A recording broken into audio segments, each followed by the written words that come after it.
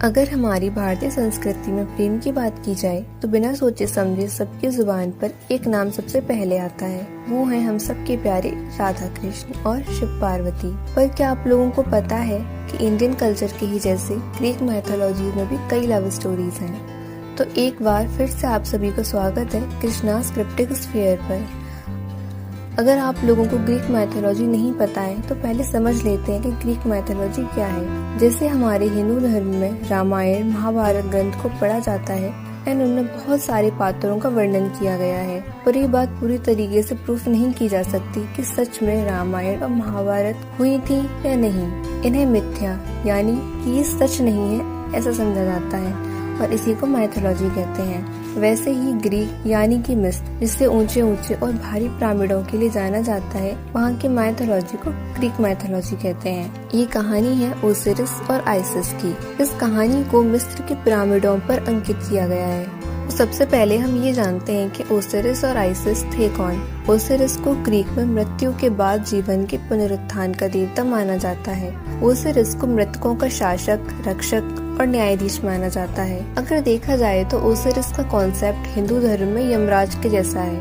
और आइसिस को दिव्य फिरौन की माँ, उपचार की देवी, मातृ देवी ऐसा माना जाता है। आइसिस का जो मेन काम है वो अंडरवर्ल्ड में मृतकों की मदद करना है।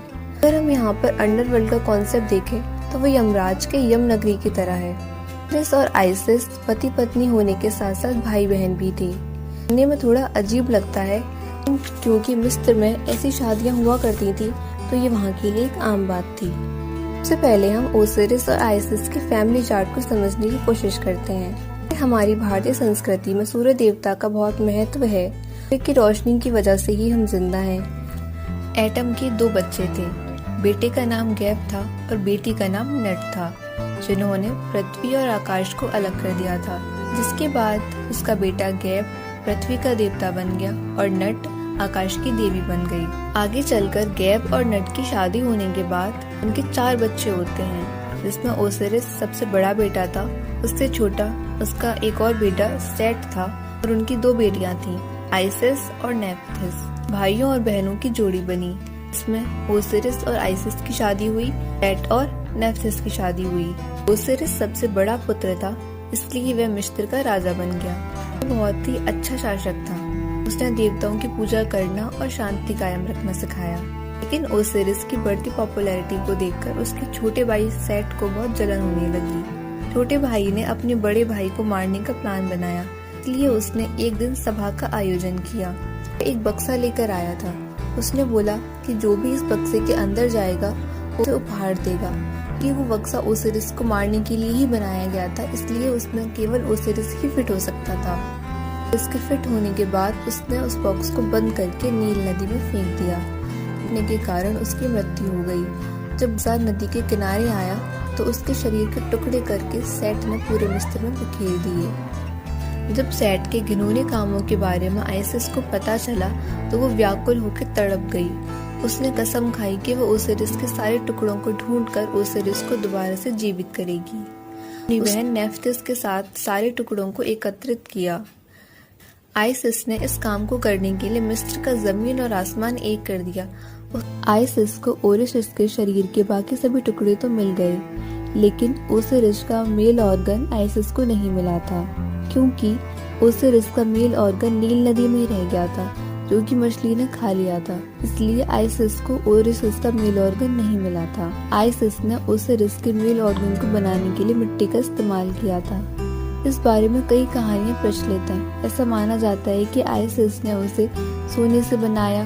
कुछ लोग ये भी कहते हैं कि आइसिस ने अपने अंगूठे को काटकर ओसिरिस का मेल ऑर्गन बनाया था। बट यहाँ मुद्दे की बात सिर्फ इतनी है कि ओसिरिस का मेल ऑर्गन खो गया था, जिसे कि दोबारा बनाया गया। उसके बाद आइसिस ने ओसिरिस के शरीर के सभी टुकड़ों को जोड़कर ओसिरिस का मम्मी बनाया। ग्रीक में कई हजार साल पहले वहाँ के पुजारी जैसे लोग और जिन्हें चिकित्सा की डिवाइन और डेप्थ नॉलेज थी, वैसे लोग अपने मरे हुए परिजनों की बॉडी को सुरक्षित रखने के लिए उस पर एक खास तरह का लेप लगाते थे, जिसमें एक खास तरह के नमक में बॉडी को 70 दिन के लिए सुखाया जाता था। वैसे तो ये एक सीक्रेट लेप था, जिसके बारे में अभी तक कुछ ठीक ठीक पता नहीं चल पाया है। ग्रीक के लोग इसलिए ही अपने पूर्वजों की मम्मी बनाते थे ताकि वो इन्हें जीवित कर सकें। आइसिस ने भी ऐसा ही किया था और ओसिरिस के शरीर को मम्मी बनाया, जिसके बाद आइसिस ने जादू की देवता और अंतिम संस्कार के देवता के साथ मिलकर ओसिरिस को पुनर्जीवित कर दिया। जादू शक्तियों के इस्तेमाल करने के कारण ओसिरिस जीवित तो हो गया, लेकिन ओसिरिस ने बताया कि वह ज्यादा दिन तक जीवित नहीं रह सकता है। इसलिए आइसिस की इच्छा थी कि ओसिरिस और आइसिस का एक पुत्र हो। बच्चे को जन्म देना आइसिस के कारण संभव हो पाया था। कुछ महीनों के बाद एक बच्चे का जन्म हुआ जिसका नाम था हॉरस। आइसिस ने उसे अपने चाचा से छुपा कर रखा था, जिससे वह उसको मार नहीं दे। जब हॉरस बड़ा हो जाता है तब हॉरस ने सेट से अपने पिता का बदला लेने की सोचा। एक दिन हॉरस ने अपने चाचा सेट को सिंहासन के लिए ललकारा कि वह उसके पिता का सिंहासन उसको वापस कर दे। हॉरस के साथ उसकी माँ आइसिस का साथ था, इस वजह से वो इतनी हिम्मत दिखा पाया था।